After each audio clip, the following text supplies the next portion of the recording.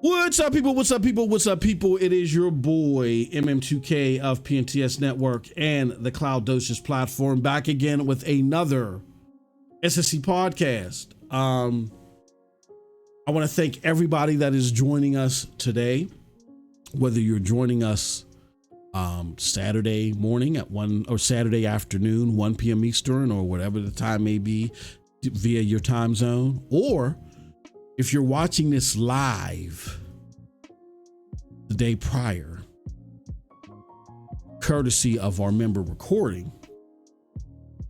And we do that with the members every Friday. We sit down with the members. They participate in our chat. They kind of steer the show in a direction here or there. You know what I mean? So shout out to the members. I want to apologize if people miss my avatar being shown in the panel in the podcast panel box. Something's going on with Discord, so that's not going to happen today. But you guys know my voice. Y'all know who it is. It's the loudmouth MM2K. All right, we got a variety of topics to go over today, so I'm not going to waste any time. I want to start first and foremost.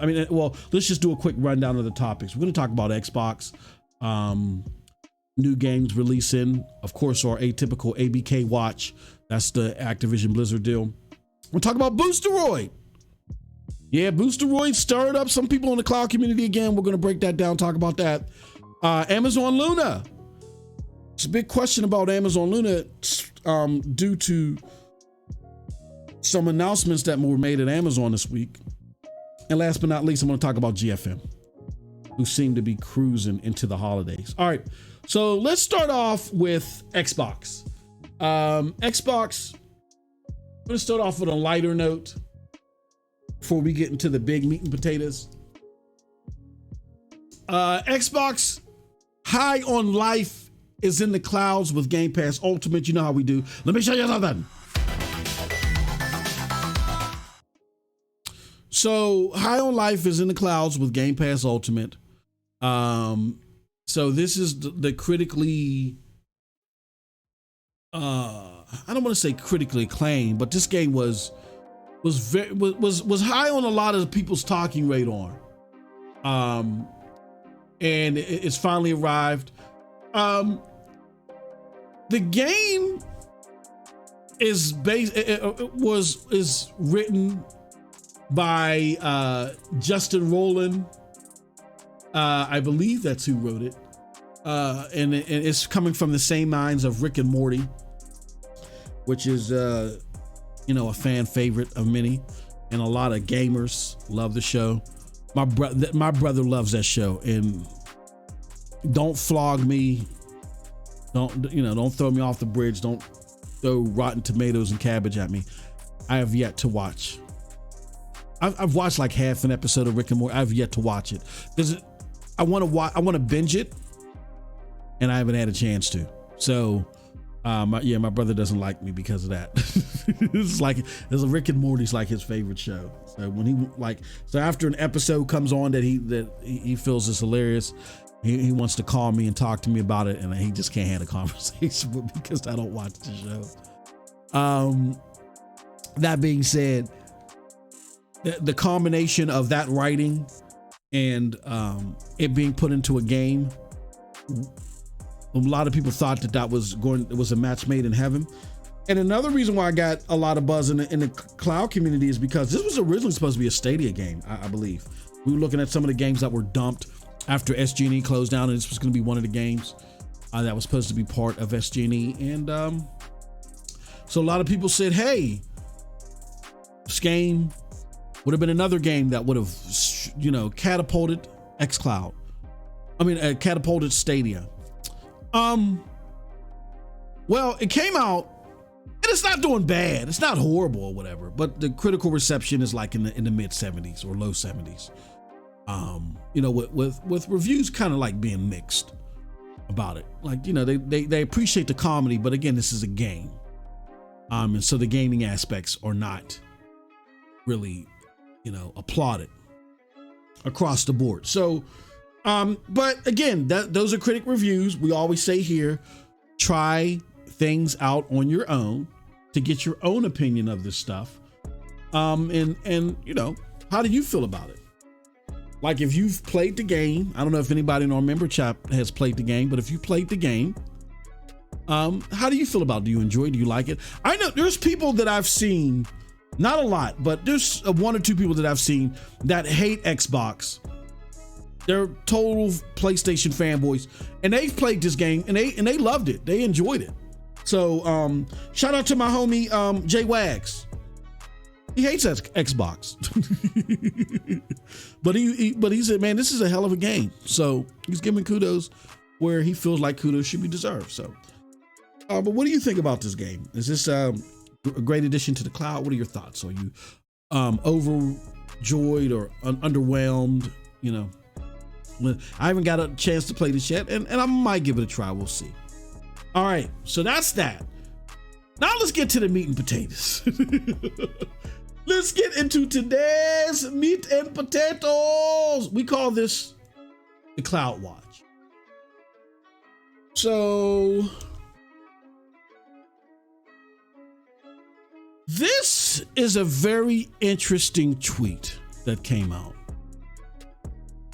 And this tweet refers to the FTC's recent block or attempt to block the Activision Blizzard deal.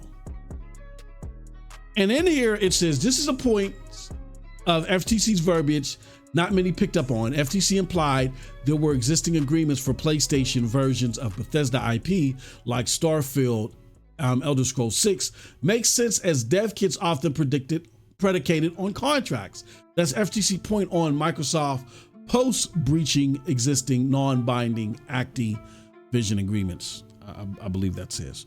So again, let me just recap here. Microsoft put in a bid to buy Activision Blizzard, the makers of Call of Duty, Overwatch, and games like Diablo, some of the biggest games out there in the world. The proposed deal was $68 billion, the largest in gaming history, only predicating like what maybe a year prior that but Bethesda deal went through, which was the prior largest deal for $7 billion. And there's been questions by different regulatories about the monopolistic problems that this caused.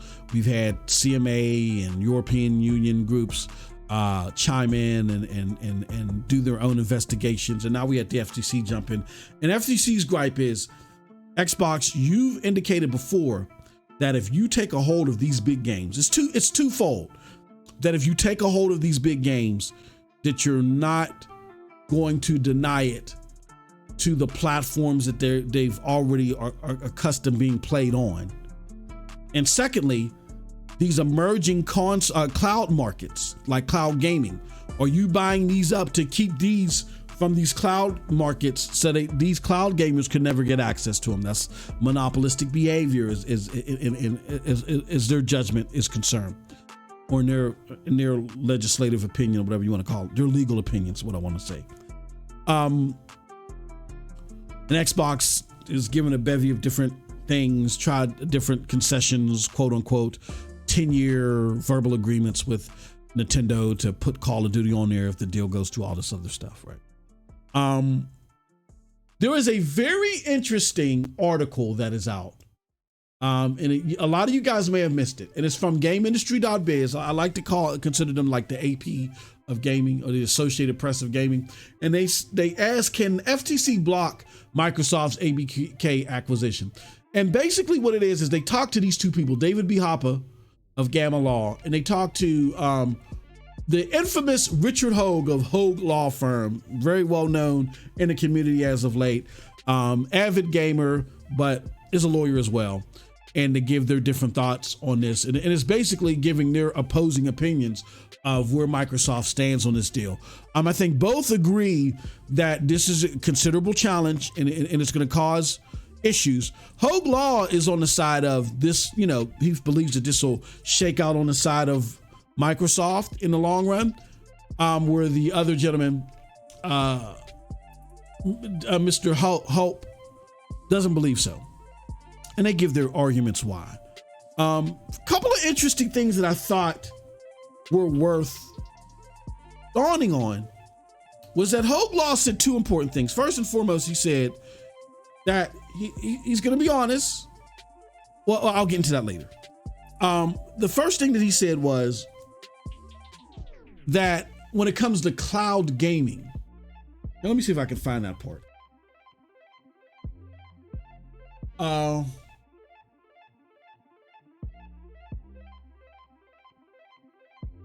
Okay, so he says in respect of both subscription and cloud gaming, the FTC has to make the case that those markets are separate from the overall market of game distributions, which is likewise quite difficult given that both represent only different business models for selling presentation of the same goods. The fact that cloud gaming is not sold by Microsoft separately also blurs the lines. So this part right here is very important.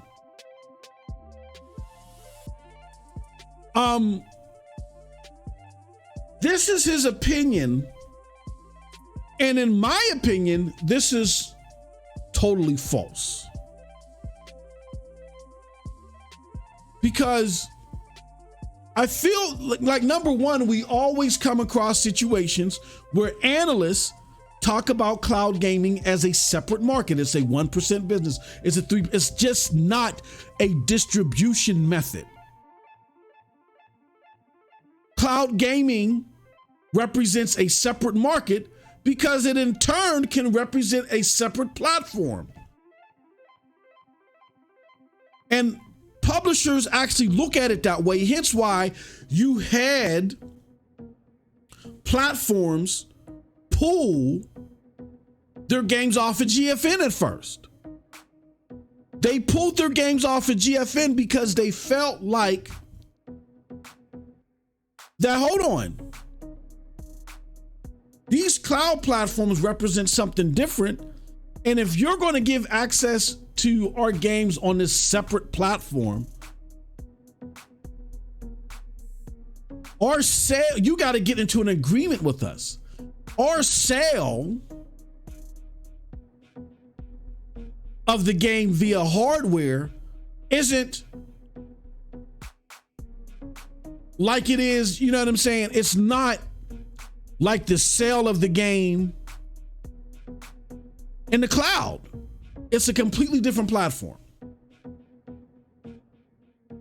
And that's why games were yanked at first. Now, later, what conduit services, when I mean by conduit services, I mean services that are simply just giving you PC gaming rigs in the sky.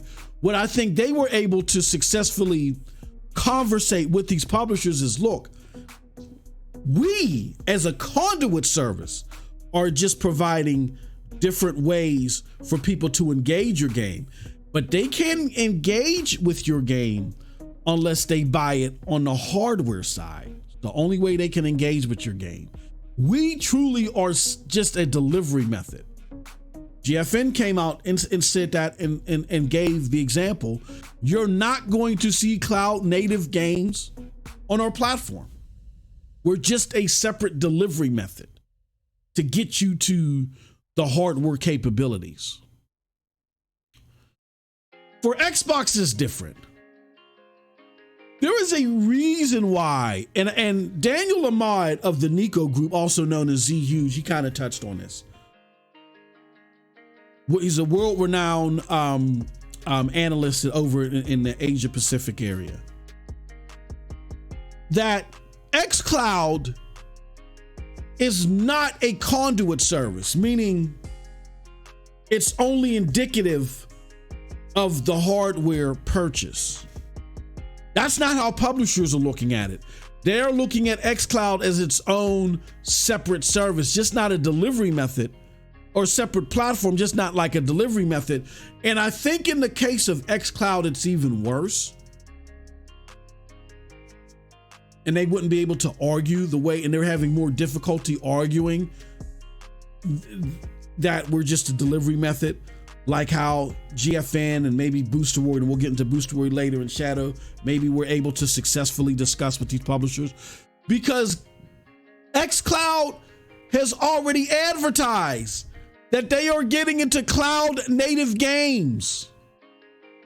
And they've already spoken to the fact that this year, now again, that may be waffling because of this decision or the appearance that they want to leave, that they are going to allow a la carte purchases to be available via Cloud Play.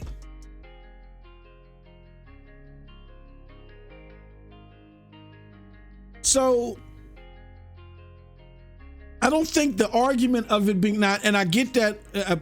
I had this conversation earlier where supposedly Brazil said in their argument case of allowing the transaction to go through, that they feel like cloud gaming is just a delivery method. And that's the same thing that Xbox is trying to argue. And this is why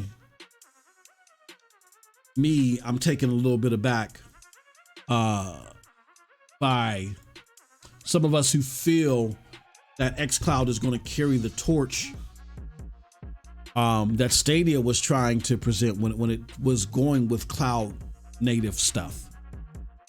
Xbox will go wherever they need to go for whatever suits them at the moment. But yeah, so the whole cloud native stuff might die down, particularly the a la carte purchases might die down because of this. And that's probably why you haven't heard much about this, because it kind of would muffle their case. That being said, yeah, I don't agree with him there. Cloud gaming is looked at by analysts as not just a delivery method, but a separate market, because it has it reaches a separate niche gamer right now, a separate type of gamer right now that's been identified right now. Totally different type of gamer. Like there's been studies and whatever in cloud game. I mean, because if cloud gaming was just a delivery method, then it would be bigger than 1%. So that being said, I thought that part was interesting. What I also thought was interesting is that he admitted that, hey, look, and he's done this publicly before for the sake of transparency. He said, I want this deal to go through. And what I've often said to people is a lawyer's job, like when you think about a court case, a lawyer's job is to take the bias of their client, put it up in a package, and put it in a way that's convincing to the ruling party. Sometimes they got to do that about stuff that's wrong too. As long as it's in a benefit, if they can present it in a convincing enough package, that's what it's all about. So just because you hear an argument from a lawyer, that's legal advice. That's why they call it legal advice. Doesn't mean, I mean, it's on the bounds of the law, but it doesn't mean that it's 100% legally sound. A lawyer can help interpret already established law and what it means. But when it comes to pending judgments and things that are being deciphered now, just because a lawyer speaks out on it doesn't make it 100%. And you got to think about it this way. Like, again, I'm not trying to discredit Hogue Law. What I'm trying to say is that Hogue Law has his biases. And his biases may be coming through in some of these things that he's interpreting as far as Microsoft is going to, is going to win this. We don't know. I mean, if I'm a betting man, it's 40-60. 40, they have a 40% chance of winning this and a 60% chance of not winning it. So we'll see. But I thought it was very interesting read. It doesn't tilt one way or the other, but it gives you a concise, down the middle examination of both arguments, I feel. And I think it's worth you reading this GameIndustry.biz article. I think it's good stuff. All right. So that's for that. That's it. That's it for that. Let's get into Boosteroid. Boosteroid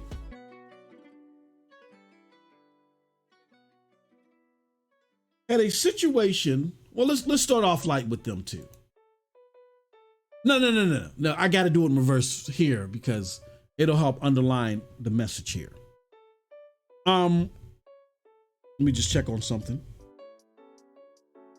Oh, and I've neglected to announce. So I'm so hyped and trying to get the show started and get into the topics that normally we are the co-host is our good friend Lo-Fi Monk. However, he couldn't make it today, so we miss Lo-Fi, and hopefully, well, we're gonna be taking a break for the rest of the year. So we'll get back with Lo-Fi next year to do more shows. All right, let me see here. I want to check something here. My bad. My deepest apologies. I'm just checking this link that I got here. Okay. All right, so here's the thing. Whoops. Did I grab the right link? Yes, I did. All right. Let me show you something else. All right, so this is a tweet from Boosteroid a couple days ago. And the tweet mentions, it says, update regarding games that were under maintenance for several days. As you know, there's a catalog of games that you can install on your Boosteroid remote gaming desktop and play in the cloud under your game accounts, the install section. There are games millions of players love, and cloud gaming helps them enjoy their favorite titles on various devices, including TVs. Unfortunately, some games may become unavailable for a certain period or even permanently. You might have noticed that a few games are no longer available for installation on a remote gaming desktop due to technical reasons. We hope to bring them back soon, but unfortunately today we cannot guarantee their compatibility with Boosteroid remote gaming desktop. If a game you used to play is no longer available, we're deeply sorry for that and encourage you to search for hundreds of other cool titles already available in the catalog, and even more new games coming. New games are coming very soon. Feel free to reach out to our support team for any questions or requests. Why did they send this out? That's because several games the other day. Let me back up a little bit to better explain this. Boosteroid has two ways that you can interact with games on this platform. Way number one is games that are on its immediate catalog, meaning that these are games that either they worked with the publisher or did what they did to ensure compatibility through in and throughout on the Boosteroid platform, right? Kind of like, what GFN does as far as, and I don't want to say it's the exact same method. I don't know what the methodology is for either one because those are under NDA. So those are agreements and ways that they handle getting titles. But again, those are pretty much for sure titles on the platform. Like for the most part, there are for sure titles for GFN when they announce a game that's on GFN service. That is Boosteroid's main service, is that their main catalogs service. I know I said service like 1,000 times. But then there's the install method. And the install method kind of works like Shadow, where you're given a rig in the sky and games that you can validate that you have access to, you can install on a virtual PC that Boosteroid gives you access to in the sky and play the game. So, for instance, Spider-Man Miles Morales is not a game that was negotiated and placed on Boosteroid's main service, his main interaction service that is similar to GFN. But in its shadow wing of its service, you can install it on a virtual PC and play it that way. You know, after they went through all the technical specs and said, look, there's no technical issues here. We can now install the game and play it. Fine, great. It is games on the latter part that necessarily don't go through some type of agreement. And I'm going to give a thought process into why. They don't necessarily go into an agreement, but are permissible through this method, depending upon certain situations. There are times that those games will be removed because after originally thinking that the game is going to work in the install method, may find out that there's technical issues. That's what happened this past week, where you had several games, including EA games like FIFA and stuff like that, Spider-Man Miles Morales, and I think a Call of Duty game or something like that. They were removed from the service and they were part of the install method. They weren't part of the regular catalog, right? People were upset about that. And I understand so. I would be disappointed as well. Here's what happened though in response to people being upset. People started hitting the airwaves and they started saying things like, yeah, told you, this is illegal. They don't have the legal right to do this. There's some type of legal mishandling that they're taking advantage of or things like that, right? Okay.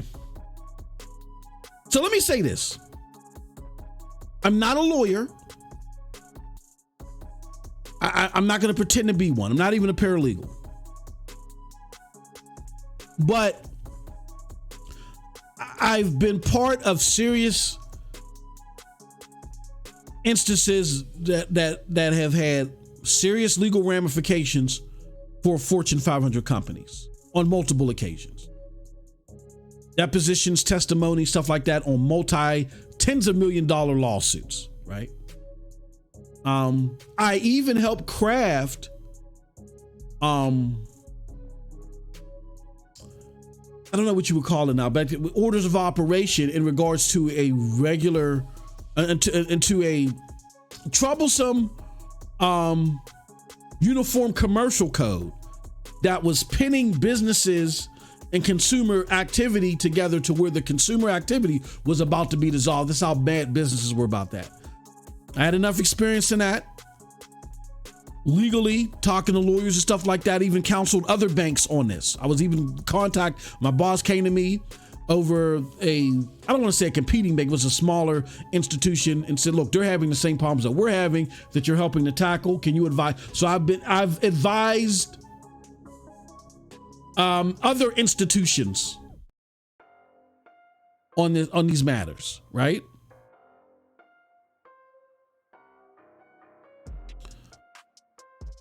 I want to tell you guys, as a cloud community, I love you guys dearly. The cloud community is the most warm-hearted and very passionate community out there, and we can really get some great things done when we put our heads together for good. The problem is that same passion that we have in consoling each other and helping each other out, sometimes it takes us awry, and it takes us into these wrong sections where we think that we're Matlocks or we're Angela Lansbury's off of Murder, She Wrote or whatever. We try to create this investigative wing that's really taking us into the weeds. I want to warn everybody that's talking about this to really caution yourself about mentioning what's legal what's not legal because you don't know. Just watching how these conversations are being had, you clearly don't know. And in the channel that you're wrong and discussing the legal ramifications and somebody doing something illegally,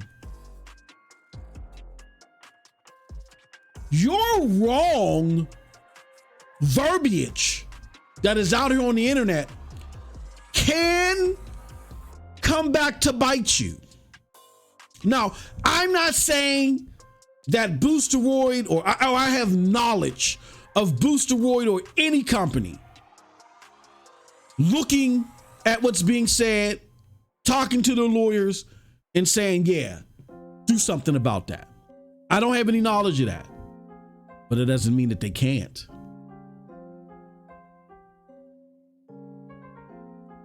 I get your passion. I get that you feel like you're looking out for other gamers, but before you tag something as having a legal connotation, that is a specific definition. You cannot just toss that around frivolously and not know what you're talking about. And it alarms me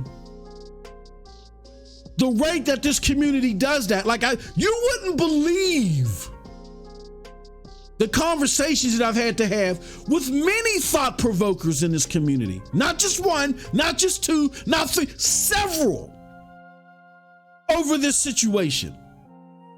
I don't think you want to do that. It's not smart, and at the velocity that we talk about things, and we talk about them so sure-handed, the fact that we don't understand this and we don't know this boggles me, and it really concerns me.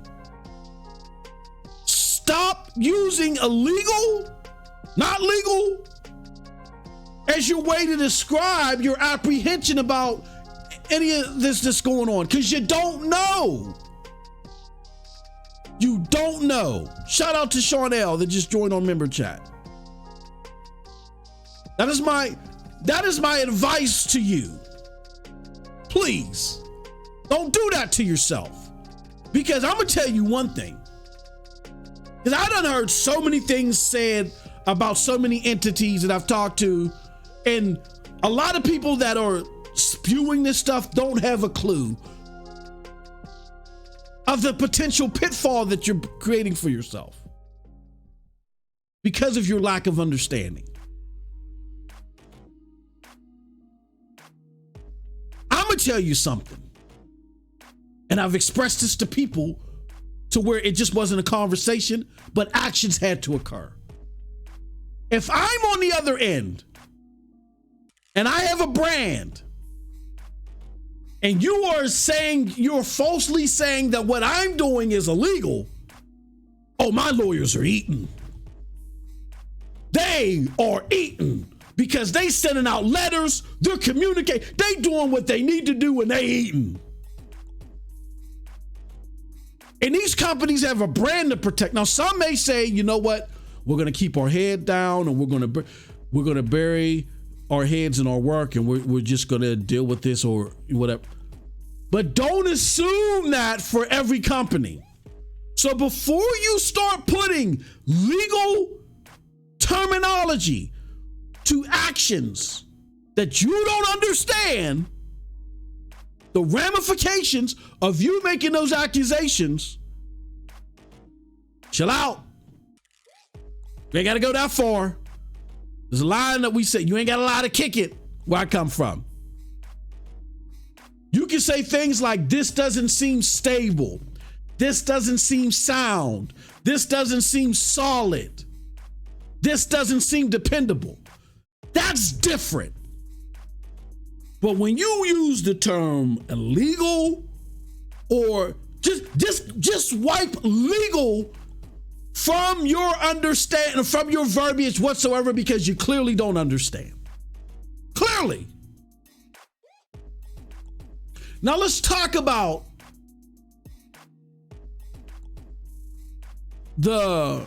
likely, because again, I'm not going to pretend to be a lawyer. I do know the pitfalls that people are creating for themselves by calling things illegal or legally, void of morality, whatever the terms that you use. Take legal out of your vocabulary, period. What I do want to do, though, is I want to talk about the legal likelihood. And again, I'm not saying this with 100% certainty. That's my disclaimer. But the legal likelihood. I had a conversation with a great friend of mine and a mentor. We do a lot of investments all upon the East Coast, and I need to be doing more, according to my wife, because the investment team that he deals with, they're killing it. He's a lawyer that deals with like in the entertainment business. Well, he's retired, and then he started doing these investments. Good family friend, love the guy. He's done so much for me. I was having a conversation with him because I know I was doing this show. I was talking to him last night. We were talking about some other business, and he said to me, when I was bringing up, I'm talking to these people about the distribution of video games. He's like, oh, here we go with this stuff again, right? He's an older guy, so this is like alien to him. So he's like, yeah, whatever. And I'm like, well, I got a lot of fans and stuff and listeners that are using the term illegal, not legally, this and that, whatever. And I was like, what are your thoughts on this from the top of your head? The best way you can describe it. And he said, well, the distribution of said product isn't illegal unless there are already statutes and laws put in place to call it illegal. So if there's not a statute or law in place that says that's illegal, then nobody's going to get in trouble for distributing it unless it's in someone's terms of service. And then that made me think, because I remember I was talking to my good friend Lo-Fi Monk last week. We all heard him, where he talked about, I think, World of Warcraft's terms of service. That's why you don't see them, I think, on any of these cloud platforms, because they specifically lay out that, hey, you can't, you can't, distribute our games via cloud, via anything. But if somebody is using your product in a way that you think damages your brand, and there's not already a law or precedent set up that says across the board this is wrong, then you have legal remedies. You go and you file a suit. You tell them that you send them a cease and desist or whatever, and then if that doesn't remedy it, or you can just skip the cease and desist and file a suit. So what it sounds like to me, how platforms like Shadow and then this install wing of Boosteroid, and again, I'm not pretending to be a lawyer here, are able to do this, is because there is no law across the board that says if you want to distribute these games under this method, you have to have an agreement or what. There's nothing set there. But that doesn't make it a legal loophole. A legal loophole is something different. Like when you hear, like a legal loophole is where an affected company doesn't want you doing it. It's very clear they don't want you doing it, but you can use certain legal precedent or laws, the way that they're structured, to get away with it, even though it's very clear they don't want you to do it. That's not the case here. It's very clear when we look at GFN as a precedent. It's very clear that these companies aren't bothered by this happening. And if they are bothered by it happening, they're going to pull the plug. These are servers that are in the United States, for instance.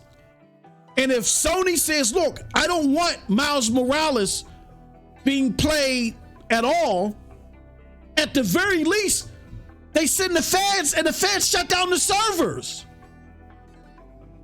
It's the same thing that happened when film and anime and stuff was being distributed over torrents. And I've covered this before, but this is why I say you guys don't know what you're talking about. You're just shooting from the hip. Some people think they're smart for their own good without doing the research. You always got to do your due diligence. Always. When DataBayo, which was a firm, not a firm, was a group of people that pretty much were pirating Bleach and other anime and slapping their own, fancy subs on them. It was going on for years, and the fact that pirating wasn't a good, there was still legislation that was going out there that was trying to put a curb on that. And the way the legislation worked is because it used former Senator Chris Dodd had left the Senate and became the head of the the MPAA, I believe it was. Chris Dodd had set it up to where if you were part of the MPAA group or whatever, if you were affiliated with them, that your material was automatically subject to that protection to where it couldn't be pirated. But everybody didn't participate in that. And a lot of it that wasn't being regulated was stuff like anime. Because anime is in a completely different section, and they have their own different distributors, and they're not associated with MPAA and all that other stuff. So the way that they did it is, okay, we don't care, but as soon as we are affiliated with a group that's part of MPAA or part of that protection, y'all better stop. And what happened was the Bleach, for instance, was being distributed by Crunchyroll. So they had, their stuff was under that protection. So a cease and desist was sent to DataBayo. DataBayo didn't listen. So the feds were sent to DataBayo servers, and DataBayo has not existed since then, from what I understand. Crushed a lot of people, but it is what it is. The same applies here in so many regards. If Sony or whoever don't even want this available on the install method, they won't notify Boosteroid.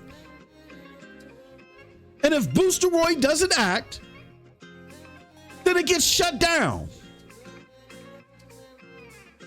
So the simple fact that these games weren't available, but then they became available again, to me, makes it sound like that, to me, what Boosteroid claims here, that there was a technical issue, it makes it sound like that it jives up to me. I know there were people out there, well, no, it seems like that, the what's it called, janked them off. No. If the owner of the property, the publisher, doesn't want it there, it will get shut down. Boosteroid is aware of that. And if Boosteroid doesn't want their US servers or wherever shut down, they will comply. Now, so that's addressing the whole legal, illegal thing as it was explained to me. Okay? And I hope that makes sense. I think there's a fair discussion as far as dependability, reliability, and particularly when it comes to this install method. I think there's a fair discussion around that. But when we talk about the legal standing that this company has of operating, and they're operating illegally, or they're, operating under some shadow legal law that you have no proof of that.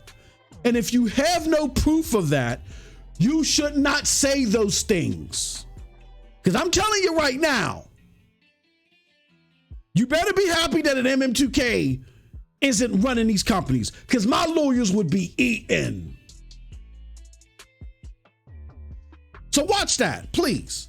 Now let's talk about the dependability of this. I do agree, and I think it's fair to assess that the dependability of this may not be the best because it's basically giving you a PC in the sky, and the dependability there may be issues technically. Like from what I understand is happening with all these games, including the EA games, I'm hearing that the issues with FIFA is a technical issue because of the new EA launcher or something like that. Like even GFN is having issues with it with Battlefield if the information is serving me correct.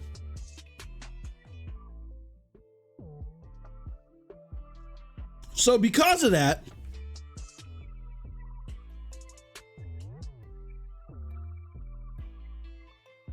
you could have a technical issue because this isn't part of the aforementioned regular catalog, where there probably is some conversation, some conjoined development that's happening to ensure that the game is going to work on the platform.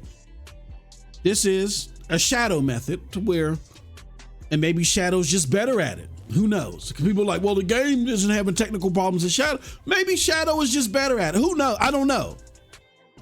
I'm not that familiar with what it takes to utilize this method.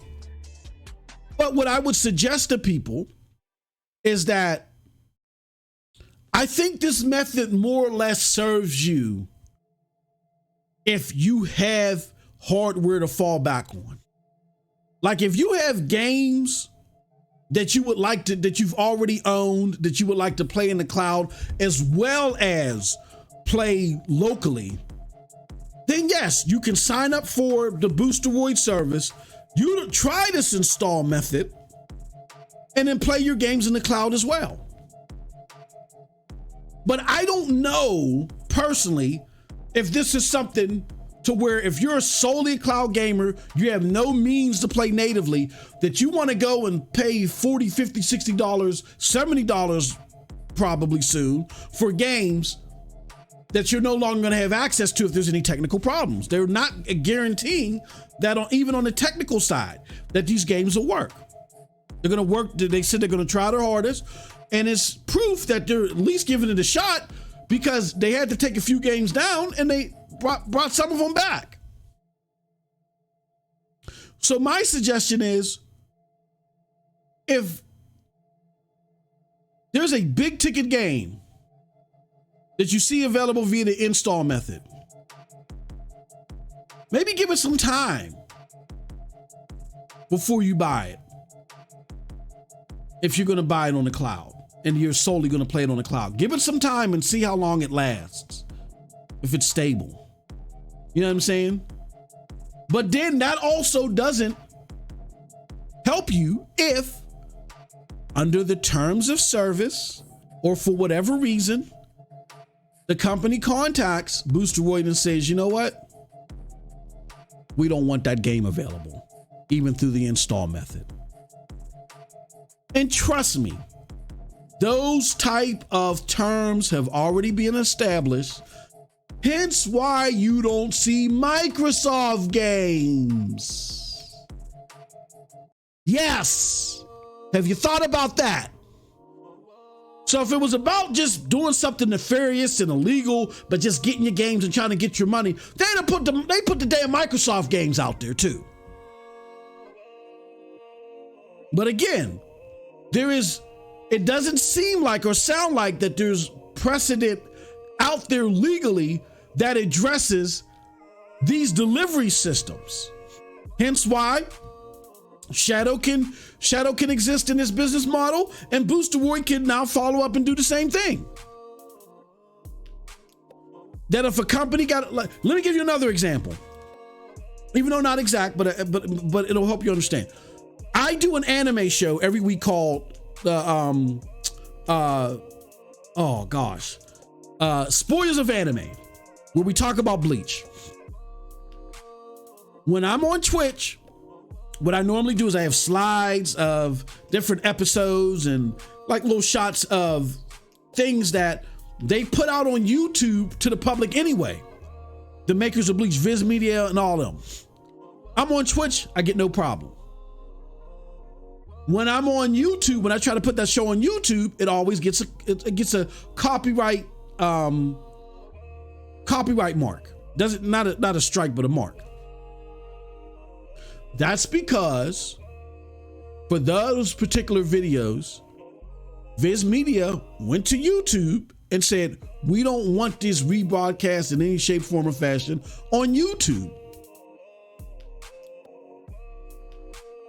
But that doesn't mean that I can't do it on Twitch.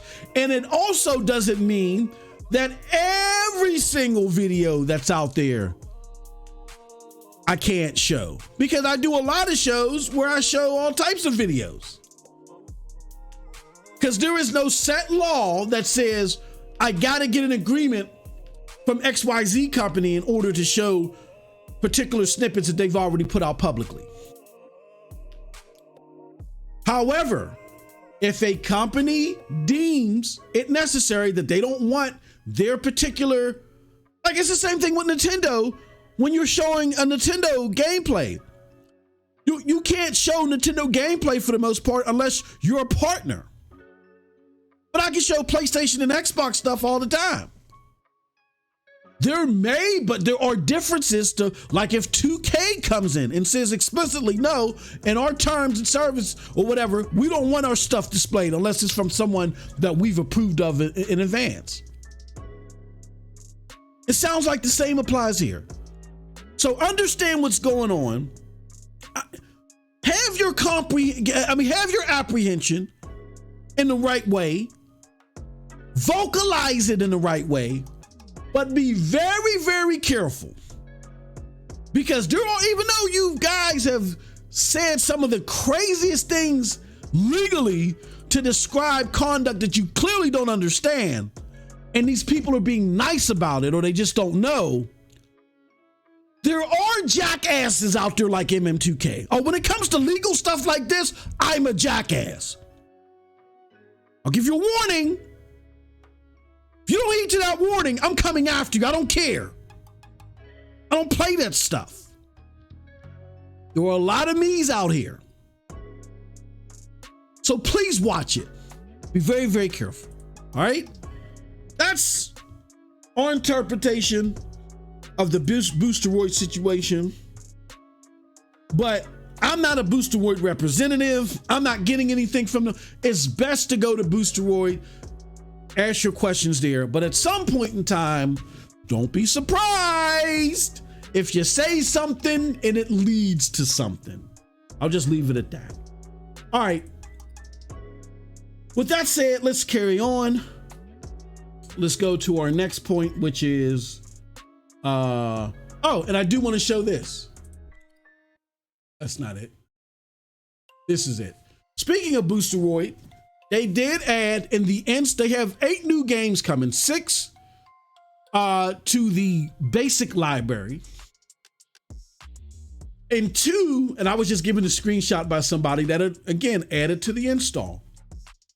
Marvel's Midnight Suns and Need for Speed Unbound, courtesy of Steam.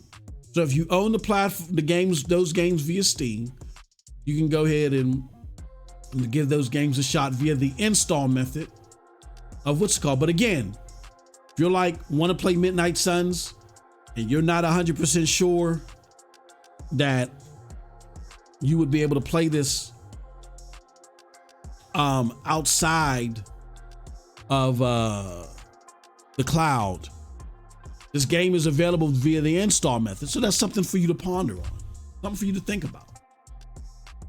You know what I'm saying? And they said during our interview that that there could be technical things that happen. So, you know what I'm saying? So go check out that interview that we did here with Boosteroid and listen to what I'm saying as far as determining your approach with whatever type of game that it is.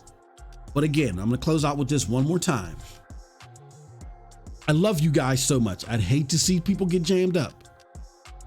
Watch what you say. Because I'm going to tell you like this. If I were to hear that stuff and it's about my brand and you have a brand or you've been part of a brand, like you don't even have to have your own channel or show. If you're part of a brand, you've been showcased on a brand, that's all I need. Lawyers are eating Period. Let's continue on. we gotta end up coming to Jesus speech moments sometime. I love y'all. I love y'all like kids I ain't never paid child support for, but man, oh man, geez Louise. We gotta know what we talking about here.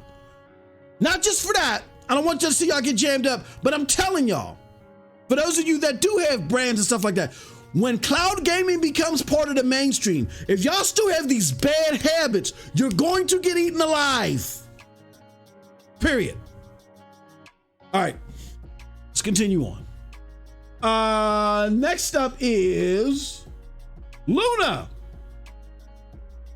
I want to talk about this because this isn't necessarily a 1v1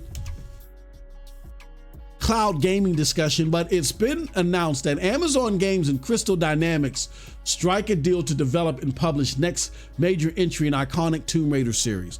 This is huge for Amazon Luna. Not Amazon Luna, but Amazon Gaming. They're really taking a big step into getting into gaming in a serious way. And my question is, as great as this is, when are we going to see games like this? What was that? Blue Silicon or whatever that they showed at the Game Awards that Amazon is publishing, not one, two. Lost Ark and what's the other game? New World. When are we going to see those games on Luna? And the answer to that might be sooner rather than later. Why? Because don't forget, last week we talked about Amazon Luna. Was that last week? I think it was last week. It may have been last week or 2 weeks ago. Where Amazon Luna is also allowing you to upload your Ubisoft games. I want to spill a little bit of tea. I haven't gotten the okay to spill all of it. I'm going to spill a little bit of tea. It's not a coincidence, y'all, that you are seeing all of these platforms now allow you to quote unquote install in a virtual PC games that you already own natively on PC. That's not a coincidence.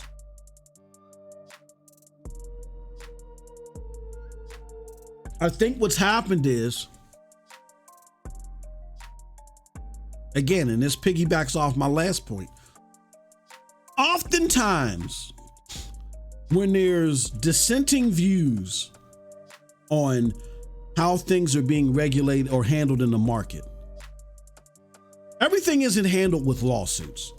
Entities talk behind the scenes. I know because, like I said, there's a particular uniform commercial code to where I had, on the financial institution side of the things that I've done, I've had to go to, I had to sit with institutions that competed with each other.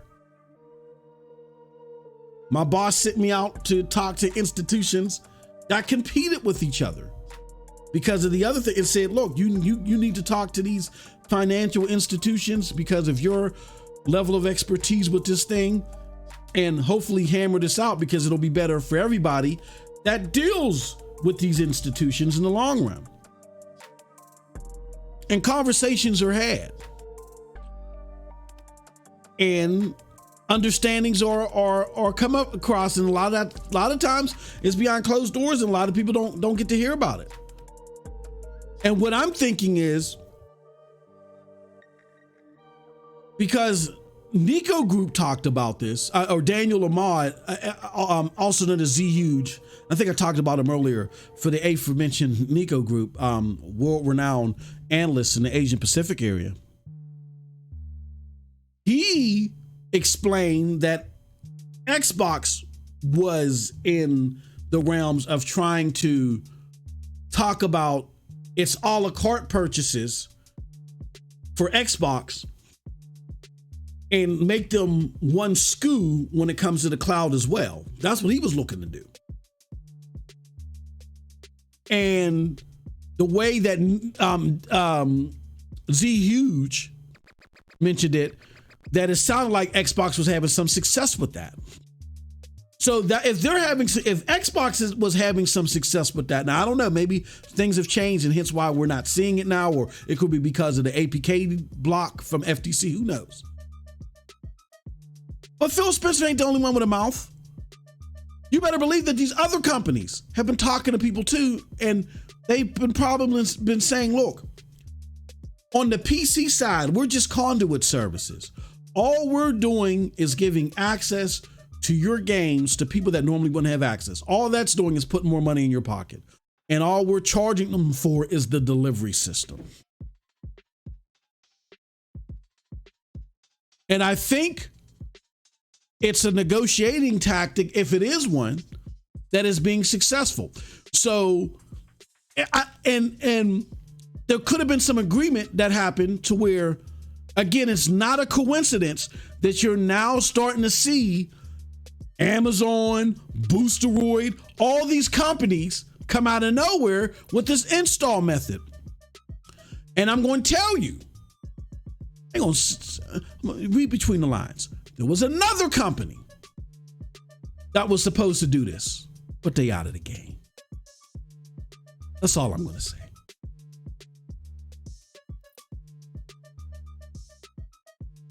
This is not a coincidence. There had to be some conversations going on to where these entities felt like that, hey, okay, this is something that we could move forward with. And I wouldn't be surprised if, I always thought that Amazon's biggest Achilles heel was the fact that it was basing itself off of channels. Because even Microsoft has alluded to a la carte purchases. What's gonna happen when I want to play the latest Call of Duty, but I don't want to pay $29.99 for the Activision channel if there was to be one? What is your remedy to that? This could be the remedy. For their games that they're publishing that are going to be available on PC, their remedy could be, go ahead and buy our game. You won't pay full price for a game, but if you want to play it in the cloud, join Amazon Luna, and you can join Luna Plus, and you can play it in the cloud. I think that's ingenious, and I love it. I love it. That solves their problem. Even if they just get their games and the Ubisoft games in their install method or whatever, their play a la carte method, whatever you want to call it. I think that's good enough to start with. And if they can get more, great. But I would love to play Lost Ark and all the other Amazon Luna games a la carte. And I told people, I remember having this conversation way back, and people were like, yo, Luna's gonna put these games in day and date. No, cloud gaming is a 1% business. They are not going to put their games in a 1% business for people to just try, make up their decision, and then walk away from it for only $5.99. No, if you want to try our game, you have to fully commit to it. Gotta buy it. Now, granted, I do know that Steam has 2-hour intervals or whatever, but opposite of that, you're not gonna sit here and play it for 10 hours and be like, after 10 hours, I don't think this is the game for me, and only would have spent $5.99. No, you want to buy it, and I totally agree with it, and I love that. So I'm hoping to see that Amazon Luna makes these games, New World and so forth, accessible via their install method as well. And hopefully we'll start seeing some more great games on, because that would really push a lot of people to try Luna. I think Luna is a very sound and solid service as far as how it feels and how it plays and stuff like that. I mean, the only thing, when you talk about the service universally, yes, they got to get 4K in my opinion, and definitely they got to expand. But opposite of that, it gives me the closest feel to Stadia, which I like, and it's very convenient. So that was the channel method was a big question. When are they going to expand? When are they going to get that 4K? Those were three things that made you say, oh, but at least they could potentially be knocking one down. And hopefully they'll be doing that with games like Tomb Raider again. Because they'll be making more money. Not only do you have to buy the game, but then if you want to play it in the cloud, pay the $9.99. I like that idea. All right. With that said, that's it for that one. Last one thing I want to talk about is before we get out of here is that Marvel's Midnight Suns, which is available via the install method on Boosteroid. And it's available, in the main service and supported along with the publisher on GFN. Is that if you're having issues with the PC version, they say Marvel's Midnight Suns PC performance can reportedly be boosted by turning off the 2K launcher. We've seen this be a similar remedy when it comes to a variety of games that have their own PC launcher. So yeah, if you're playing this and you got to go through the 2K launcher, maybe you don't on GFN, I don't know yet. But if you do got to, get into the 2K launcher in order to play this game, turn that off if you can, and you'll get a lot better service. It's just a matter of all these platforms having their own launchers, them not being efficient, all that other stuff, and they're really bogging down the platform. I remember bogging down these games. I remember when Ubisoft had a similar problem and I had to disable their Ubisoft Connect and then Far Cry. When Far Cry first came out, Far Cry 6, and I had to disable it, and it was a lot smoother. All right. So that's it. Just want to throw that out there. Shout out to GFN 2. There's also that, there's a GFN blog. We reported on that. And one of the blogs of the week prior, Witcher 3 Wild Hunt next gen update is coming to GeForce now. I think it's out now. So give it a shot and enjoy it, y'all. All right. Well, that's it. That's it from your boy. Let's get to our member chat. And again, these are comments from our members because they support the platform. We're helping people get these gift cards, and we do other great things, support other content creators and stuff like that. That's happening because of the members. If you want to be part of the taping of SSC Podcast, become a member at any level, and you can participate in the chat. Sean says, hey, yo, what's going on, Sean? Good to see you. Dusty Aran, the postmaster, says, yep, your words on the internet are there forever. Absolutely. You got to be careful. Sean said, damn, I missed something. No, you missed, we were talking about Boosteroid, and people have some angst, and I get it. They had some angst. They were disappointed about some things, but sometimes our emotions make us utter things that are not factually true. And when it comes to the legalese of things, you have to be careful how you describe things. You have to, because everybody's not as nice as some of these people that have had these legal things tagged onto them. Some people are excuse my French. Some people are jackasses like me. I'm a jackass when it comes to this stuff. So you have to be very careful before you say, oh, this is illegal, or this has no legal stand. You gotta be careful. All right. And I see a lot of people out there, a lot that I really care about, and they might be sore at me for putting it the way that I am. I don't mean no harm, but sometimes you gotta go pow in the back of it. What the hell are you doing? Don't put your wet finger in the socket. Don't do that. That's all I'm doing. I'm trying to save your life. Don't go into that cave with that stake wrapped around your neck. Don't you know there's a live bear in there? All I'm doing. You can't. We're full of raw emotion as a cloud community, and I get it. And that raw emotion can be so good, but it also can be such a detriment. Gotta cool it.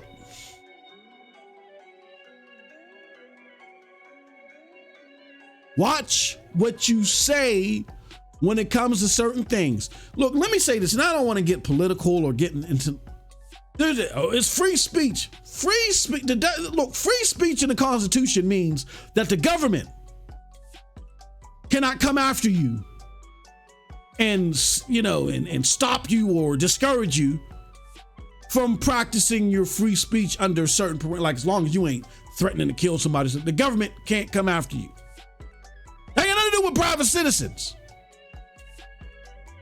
If you're saying something about me that's wrong, and you're putting a certain legal connotation on it, that a remedy is provided for me that I can act on, I'm gonna tell you MM2K's acting on it, and I'm not the only one. I'll send you a warning. I got a little bit of heart, but that's it, just a little bit. Watch what you say. All right? Love you guys. So that's a solid point. I'm just trying, to help my peoples out. Don't get my money for Blue Protocol. Oh, absolutely. Yeah, I'm in like Flynn to get that Blue Protocol there. All right. With that said, that's it. Very fun show. Appreciate it. Hopefully our good friend Lo-Fi Monk will be back next episode, which won't be till next year. We're taking a break for the rest of the year. A lot of stuff we got to do. We're doing some things with the Discord, so forth. If you're a member and you're not part of the Discord, go check that link. Hit that Discord. We're going to have special perks for members. We got some things coming up, man. Some things. All right. With that said, I appreciate all of y'all. And until next time, have a wonderful, wonderful gaming day. Peace.